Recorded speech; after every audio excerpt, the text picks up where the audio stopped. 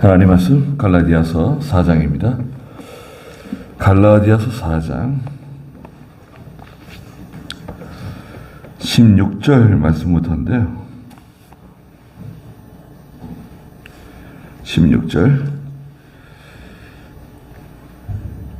내가 너희에게 진리를 말함으로 너희의 원수가 되었느냐?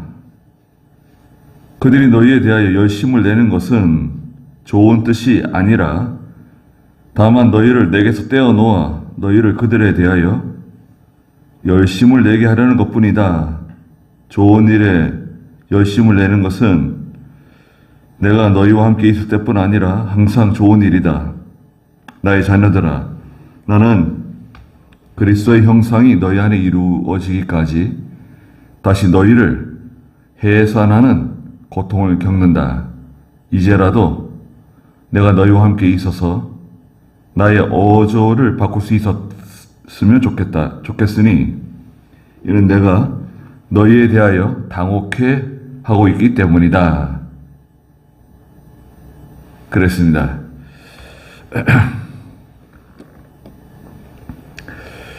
예, 두 여자가 나오고 두 자녀가 나오는데요. 육체를 따라 난 종의 아들이 있고 약속을 따라 난 자유하는 아들이 있습니다. 거기에 대해서 이제 21절부터 쭉 말씀하셨고요. 먼저 여기 지금 읽은 16절부터 20절에 있는 말씀, 사도 바울이 16절에 보니까 내가 너희에게 진리를 말함으로 너희의 원수가 되었느냐?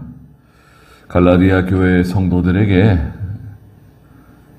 하나님의 종으로서 또 교육자로서 갈라디아 교회 성도들을 책망했단 말이죠. 말씀으로, 진리의 말씀으로, 바른 진리로, 바른 진리라 그랬죠. 바른 진리로 책망하는데요. 그것이 마음의 걸림이 되었느냐 물어보는 겁니다. 바른 진리로 책망을 받고 권면을 받고 또 그 말씀을 들을 때 그 찔림을 받고 그것 때문에 원수가 되었느냐. 네. 부담스러운 말씀. 어떻게 보면 기분 나쁠 수도 있죠. 말씀을 들을 때. 속상할 수도 있죠. 말씀을 들을 때 속상하다. 예. 그럴 때 있는가요? 글쎄. 저는 한 번도 그런 적이 없는 것 같아요. 근데 말씀을 들을 때 기분 나쁘다? 속상하다? 또 책망을 들을 때 속상하다? 그거는 좋은 믿음이 아닙니다. 아직 그 어린 연약한 믿음이라 할 수 있어요. 그래가지고 내가 너희의 원수가 되었느냐? 아니 원수가 되었단 말이냐? 뭘 책망했죠? 그 다른 복음, 그 율법에 속한 다른 복음이 들어올 때 그것에 대해서 거리낌 없이 그걸 받아들이고, 마치 그것이 바른 진리인 것처럼, 뭔가 새로운 진리인 것처럼 받아들였단 말이죠. 17절에 있는 것처럼 그들이 너희에 대하여 열심을 내는 것은 좋은 뜻이 아니라 다만 너희를 내게서 떼어놓아 너희가 그들에 대하여 열심을 내게 하려는 것뿐이다. 사도 바울과 이간시키는 거죠. 참 종과 이간시키는 사람들, 원망 불평하게 하는 사람들, 뭔가 바울의 단점, 바울의 흠을 드러내서 갈라디아 성도들과 사도 바울과 이렇게 이간시키는 목적으로 그렇게 한다는 거예요. 모세는 어떤 사람입니까? 하나님의 귀한 종이죠. 그런데 모세가 사람을 쳐 죽였어요. 전에 바위를 2번 쳐가지고 하나님께서 진노하셨어요. 가나안 땅에 못 들어가게 하셨어요. 다윗은 어떻습니까? 다윗은 온전한 사람인가요? 아브라함은? 엘리야? 베드로? 베드로는 화가 나니까 허리춤에서 칼을 뽑아가지고 말고의 귀때기를 잘라버렸어요. 성격이 대단해요. 그렇다고 하면 그 하나님의 인도자, 하나님께서 쓰시는 종이라도 그 인격적인 약점이 있을 수 있죠. 근데 이제 우리가 바라보는 것은 하나님께서 그 사람을 세워서 사람이지만 하나님의 종으로 세워서 사용하시는 면이 있어요. 사용하시는 면, 총회장으로 사용하시는 면, 노회장으로 사용하시는 면, 또 지교회의 하나님의 교역자로 하나님께서 세워서 그 사용하시는 면을 보고 존경하고 또 지지하고 따라가는 것입니다. 근데 이간시키는 사람들이 들어와서 이간시키면 어떻게 되죠? 그러면 무슨 문제가 생기냐면 우선 은혜를 못 받아요. 아니, 지금 당장 그 하나님의 종을 통해서 말씀을 듣고 은혜를 받아서 양식을 얻어야 되는데 생명의 꼴을 먹어야 되는데 이 은혜를 받지 못하게 해요. 그럼 어떻게 됩니까? 병들어요. 병나요. 영적으로 병들어요. 약해지고 건강하게 신앙생활을 할 수가 없어요. 그러니까 18절에 좋은 일에 열심을 내는 것은 내가 너희와 함께 있을 때뿐 아니라 항상 좋은 일이다. 좋은 일에 열심 내는 것. 믿음으로 바로 하려고 그러고 진리를 세워나가려고 그러고 또 죄를 끊고 회개해서 바로 서려고 하는 것. 그건 좋은 거죠. 그건 좋은 일인데 19절에 나의 자녀들아 나는 그리스도의 형상이 너희 안에 이루어지기까지 다시 너희를 해산하는 고통을 겪는다. 예. 하나님의 종은 항상 이 해산하는 수고를 각오해야 돼요. 해산하는 수고. 해산하는 수고는 애를 쓰는 거죠. 힘을 쓰는 거죠. 진땀을 흘리는 거죠. 어떤 경우에는 목숨 걸어요. 교회를 위해서, 성도들을 위해서. 목숨 걸고 하는 거예요. 네. 대신 감옥에 갈 각오를 하고 하는 거예요. 그러니까 해산하는 수고는 그 단순히 진리를 전한다. 바른 진리를 전한다는 것뿐만 아니라 해산하는 수고는 전인격적이에요. 전인격적으로 다 신경을 쓰고 마음을 쓰고 힘든 거죠. 네. 힘든 겁니다. 뭐 지금은 나라에도 그 감정 노동자에 대한 법을 만들었잖아요. 뭐 콜센터라든지 뭐 상담센터에 전화해가지고 막 욕하고 막 소리 지르고 그런 사람이 많은가 봐요. 따지고 감정 노동,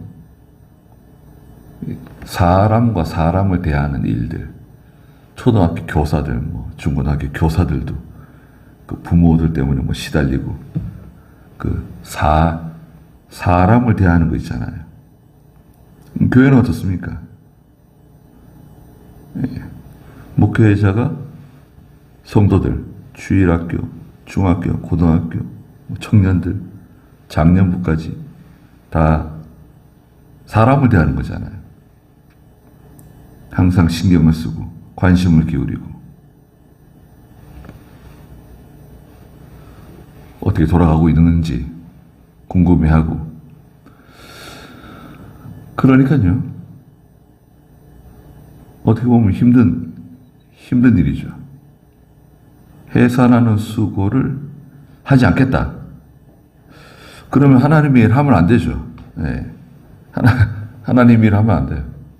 그 사람은 하나님의 종이 될 자격이 없는 사람이에요. 아무리 학문적이고 또 설교를 잘한다 할지라도 그런 부담, 그런 리스크를 감당할 생각이 없으면 하나님의 일을 하면 안 돼요. 그리고 우리가 알다시피 자라나는 거, 생명이 자라나는 거, 또 영이 자라나는 거, 생명의 역사 있잖아요. 생명의 역사는 자라나는 역사인데 이 자라나는 데는 반드시 시간이 많이 걸려요. 그냥 뚝딱 되는 게 아니에요. 많은 시간이 걸립니다. 5년, 10년, 20년, 30년 시간이 많이 걸려요. 교회 오래 나왔어도 한 30년째 교회 나온다. 근데 이제 은혜 받는 사람들도 있어요. 한 30년 됐는데 이제 말씀의 은혜를 받아요. 전에는 그냥 교회 다녔어요. 근데 은혜를 받는데 한 30년째부터 이 은혜를 받아요. 그럼 어떻게 된 겁니까? 그러니까 언제 어떻게 하나님께서 은혜를 주시고 감동을 주시고 역사하실지 몰라요. 그러니까 해산하는 고통을 겪는데 다시 너희를 위해서 해산하는 고통을 겪는다. 그러니까 한 번, 두 번, 세 번 계속 해산하는 고통을 겪는 거예요.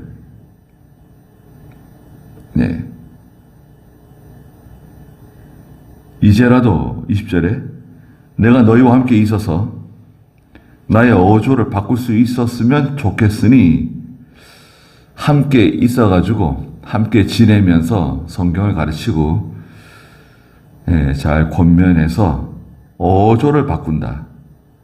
책망하는 어조, 다스리는 어조인데 그걸 좀 부드럽게 같이 이렇게 지내면서 말씀으로 권면하고 책망하면서 같이 이렇게 있으면 좀 어조가 바뀔 수 있잖아요. 서로 얼굴을 보고 서로 같이 예배도 드리고 같이 기도하면서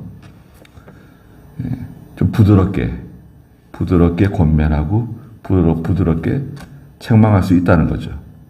그랬으면 좋을 텐데 이는 내가 너희에 대하여 당혹해 하고 있기 때문이다. 참 황당하단 말이죠.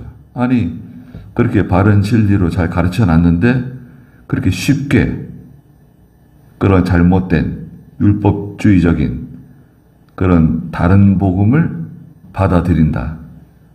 당황스럽다 이거죠. 교회가요 무너지는 데는 순식간입니다. 전에 교역자가 수십 년 동안 바른 진리를 가르치고 잘 교육시키고 이렇게 교회가 성장했는데 교역자가 바뀌잖아요. 순식간에 바뀔 수 있어요. 교회 분위기가. 이상하죠? 잘 안 바뀔 것 같은데. 그 교육자에 의해서 순식간에 바뀌어요. 교육 분위기가. 교육자가 그렇게 중요합니다. 양을 생각해보면 돼요, 양. 목자가 바뀌었어요. 양을 인도하는 목자가 바뀌었어요. 그때부터 그 양들은 완전 새로운 분위기, 이제 노출되는 거죠. 그 목자가 좋은 꼴을 먹이고 쉴 만한 물가로 인도하고 자 이렇게 한다 그러면 전에보다 훨씬 더 양들이 건강하고 더 좋아지겠죠. 그러나 부족한 좀 엉뚱한 잘못된 그런 이상한 목자가 와가지고 양들을 인도한다. 그럼 그때부터 양들은 이제 고생길이 열리는 거죠. 처음에 잘 몰라요. 그 다음에 이제 21절부터 마지막 31절까지 두 여자, 두 아들인데요. 이게 좀 어려운 말씀인데, 그냥 끝내야 됩니다. 21절에 보니까, 율법 아래 있기를 원하는 자들아, 내가 내게 말해보아라. 너희는 율법을 듣지 못하였느냐? 아브라함에게 두 아들이 있었는데, 하나는 여종에게서 낳고, 하나는 자유를 가진 여자에게서 낳았다고 기록되어 있다. 그런데 여종에게서 난 자는 육체를 따라 낳고 자유를 가진 여자에게서 난 자는 약속으로 말미암아 낳았다 그랬습니다. 아브라함에게 두 아들이 있었죠. 첫째 아들은 이제 아브라함이 이제 자녀가 없으니까 아내 사라가 자기 여종 하갈을 남편에게 주어가지고 아들을 낳았어요. 하갈이 낳은 아들 이스마엘이에요. 종이 낳은 아들이에요. 그렇기 때문에 그 이스마엘도 종이에요. 그러다가 아브라함이 99세, 사라가 90세가 되었을 때, 89세가 되었을 때 하나님께서 아들을 주겠다고 약속하시고 그 다음에 100세가 되고 90세가 되었을 때 이삭을 낳았죠. 아브라함의 본처, 자유하는 여자가 낳은 아들 이삭을 낳았어요. 자, 두 여자는 하갈이고 사라네요. 두 아들 이스마엘과 이삭이네요. 하갈은 종이에요. 종이 낳은 아들도 종이에요. 사라는 자유한 여자예요. 주인이에요. 주인이죠. 주인의 아내가 주인이에요. 주인이 낳은 아들, 자유자예요. 상징적으로 말하는 겁니다. 무슨 말이냐? 이 종, 하갈은 율법이에요. 율법. 율법이 낳은 아들도 율법의 종이에요. 자유하는 여자, 사라는 복음이에요. 복음, 자유. 복음이 낳은 아들도 자유자예요. 복음 안에는 자유예요. 그걸 설명하는 겁니다. 이것은 비유로 말한 것이다. 24절에 그랬죠. 비유. 이 여자들은 두 언약이다. 두 언약. 율법의 언약, 하나는 복음의 언약. 하나는 신의 산에서 나와서 종로를 할 자를 낳은 자, 곧 하갈이다. 신의 산에서 모세가 율법 받았잖아요. 신의 산에서 나온 율법, 하갈을 가르쳐요. 하갈이에요. 25절에 이 하갈은 아라비아에 있는 신의 산으로서 지금의 예루살렘에 해당한다. 아니, 신의 산이 왜 예루살렘이냐? 신의 산에서 율법을 받았잖아요. 율법의 두 돌판을 받았어요. 그 율법의 두 돌판을 어디다 넣었죠? 하나님 언약궤, 법궤에도 넣었잖아요. 그 언약궤를 어디로 가져왔죠? 하나님의 성전에다 가져왔죠. 그래서 시내산과 예루살렘은 같아요. 동급이에요. 시내산에서 율법을 받아가지고 예루살렘 성전으로 가져왔어요. 그러니까 예루살렘도 시내산과 같아요. 율법을 가지고 있는 거예요. 예루살렘이다. 그 여자가 자기 자녀들과 함께 종노릇한다. 그렇죠? 하갈은 자기도 종이지만 하갈의 낳은 이스마엘도 종이에요. 물론 아버지가 아브라함이지만 종이에요. 서자죠, 서자. 그런데 26절에 위에 있는 예루살렘. 자, 위에 있는 예루살렘. 이거는 예루살렘에 있는 그 성전이 아니라 위에 있는 영적인 예루살렘이에요. 하나님의 도성이죠. 위에 있는 예루살렘은 자유다. 곧 우리 어머니이다. 이렇게 기록되어져 있다. 27절에 잉태하지 못하는 여자여 즐거워하여라. 해산의 고통을 모르는 여자여 소리질러 외쳐라. 이는 홀로 사는 여자의 자녀들이 남편 있는 여자의 자녀들보다 더 많기 때문이다. 그랬습니다. 잉태하지 못하는 여자, 해산의 고통을 모르는 여자, 홀로 사는 여자, 이건 다 같죠? 누구를 가르치죠? 사라네요, 사라. 사라가 잉태하지도 못했고 해산의 고통도 모르고 홀로 지냈어요. 그런데 이 자유한 여자인 사라가 드디어 아들을 낳았어요. 이삭을 낳았어요. 그리고 이삭을 통해서 아브라함의 자손이 번성하죠. 남편이 있는 여자는 하갈이네요. 하갈의 후손. 하갈의 후손보다 더 많다. 율법을 통해서 의로워지겠다고 하는 사람은 전혀 희망이 없어요. 불가능해요. 율법을 잘 지키다가도 하나만 부족하면 율법 전체를 범한 게 돼요. 율법을 지켜서는 구원 못 받아요. 율법을 지켜서 구원받겠다. 그게 율법주의죠. 우리는 율법주의인가요? 우리 교회는 율법주의 교회인가요? 아니죠. 우리는 예수를 믿고 구원을 받고 복음으로 말미암아 하나님을 섬기는 교회죠. 복음주의 교회. 그러면 또 이상해져요. 왜 복음주의 교회가 뭐가 잘못된 건가? 그 좋은 거 아닌가? 복음주의 교회. 이것도 참. 이 신학의 문제인데요, 신학.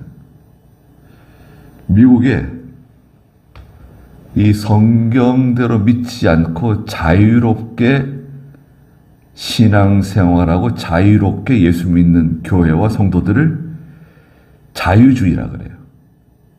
자유주의. 들어보셨어요? 좋은 것 같잖아요, 자유주의. 그런 자유주의는 성경대로 생활하지 않아요. 성경대로 신앙생활하지 않아요. 자유주의를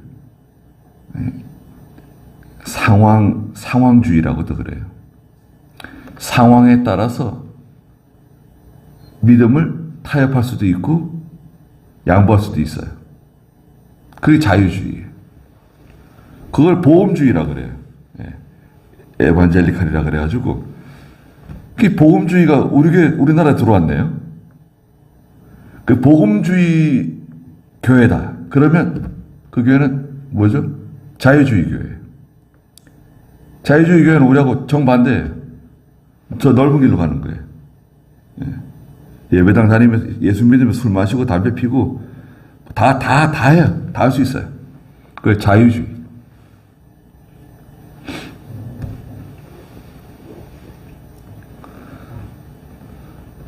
목사들이 뭐 순댓국도 막 먹고 선지국도 막 먹고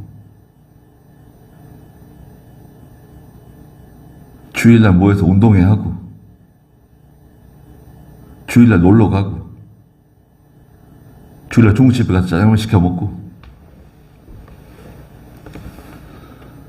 그 자유주의라 그래. 자유주의. 자유주의는 우리하고 맞지 않습니다.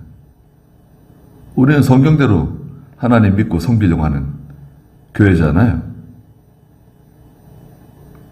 주일 잘 지키고 12조 생활하고 피가 들어가는 음식 먹지 않고 술, 담배 하지 않고 양심 바로 쓰려고 그러고 우상 숭배 안 하고 그런 교회가 많이 있나요, 요즘? 많지 않은 것 같아요. 또 추도 예배 드리지 않고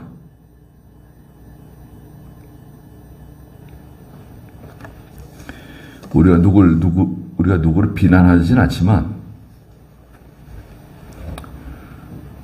우리는 그렇게 신앙생활 한다. 간단해요. 글쎄 나는 그렇게 신앙생활 하는 거야. 너는 그렇게 예수 믿든지 말든지 그거는 네가 알아서 할 일이고 나는 그렇게 신앙생활 한다. 우리는 그렇게 신앙생활 한다. 우리는 그렇게 예수 믿는다. 우리는 그런 믿음을 가지고 하나님 섬긴다. 말하면 되는 거예요. 네. 너가 뭐 어떻게 신앙생활 하는 것까지 관여하지 말고 또 믿음이 자라난 성도들은 알아요. 어떻게 하는 것이 하나님 앞에서 바로 하는 것인지 알고 있지만 또 그렇게 하기 쉽지 않아요. 이때까지 그렇게 해왔기 때문에 그것을 바꾸는 게 더 쉽지 않을 겁니다. 여하튼 28절에 형제들아 너희는 이삭과 같이 약속의 자녀이다. 약속의 자녀, 복음의 자녀. 그러나 그때에 육체를 따라 난 자가 성령을 따라 난 자를 박해한 것 같이 지금도 그러하다. 육체를 따라 난 이스마엘이 이삭을 박해했다는 거예요. 그래서 그것을 본 사라가 하갈과 이스마엘을 쫓아냈죠. 오늘날도 이 넓은 길로 가는 성도들, 넓은 길로 가는 교회, 육체를 따라가는 교회와 성도들이 바른 진리를 따라가는 좁은 길을 걸어가는 성도를, 교회를 미워하고 박해할 수 있다. 이런 것을 기억하라는 거예요. 같이 예수를 믿어도 달라요. 다르기 때문에 싫어하는 겁니다. 다르기 때문에 미워하는 거예요. 그런데 30절에 성경이 뭐라고 말하는가? 자, 그럼 성경은 뭐라고 말씀하시는가? 여종과 그 여자의 아들을 내쫓아라. 아브라함에게 하나님께서 그 하갈과 아들 이스마엘을 내쫓아라. 그 사라가 원하는 대로 해주라고. 내쫓아라 그랬죠. 그래서 아브라함이 그 말씀을 순종해서 하갈과 이스마엘을 내쫓았어요. 여종의 아들이 결코 자유를 가진 여자의 아들과 함께 상속받지 못할 것이다 라고 하였다. 넓은 길로 가는 교회와 성도 내버려 둬요. 어떻게 할 수가 없어요. 돌아서서 바로 선다. 그럼 좋죠. 예. 또 하나님 잘 섬기는 교회 와가지고 신앙생활을 바꾸고 잘못한 걸 깨닫고 바로 서면 좋아요. 그러나 그러기가 더 쉽지 않을 거예요. 네. 그동안 해오던 그 신앙생활 그 버릇이 있어가지고 그거를 바꿔가지고 바로 신앙생활 한다? 그것도 쉽지는 않습니다.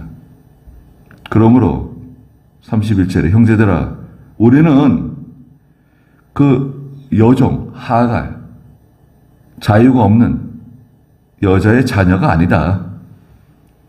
우리는 자유를 가진 여자의 자녀이다. 그 여종 하갈은 뭘 상징한다 그랬죠? 율법. 자유한 여자인 사라는 복음. 복음 안에서 자유를 누리는 거지. 율법에 얽매여가지고 신앙생활 하는 거 아니다. 계명은 왜 순종하냐?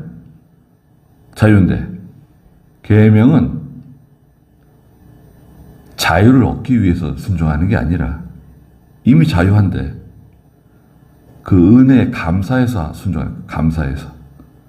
구원의 은혜에 감사해서 하는 거지. 또 하나님이 기뻐하신다. 기뻐하시잖아요. 계명 잘 지키면. 기뻐해서 우리가 말씀 순종하는 것이다. 그랬습니다.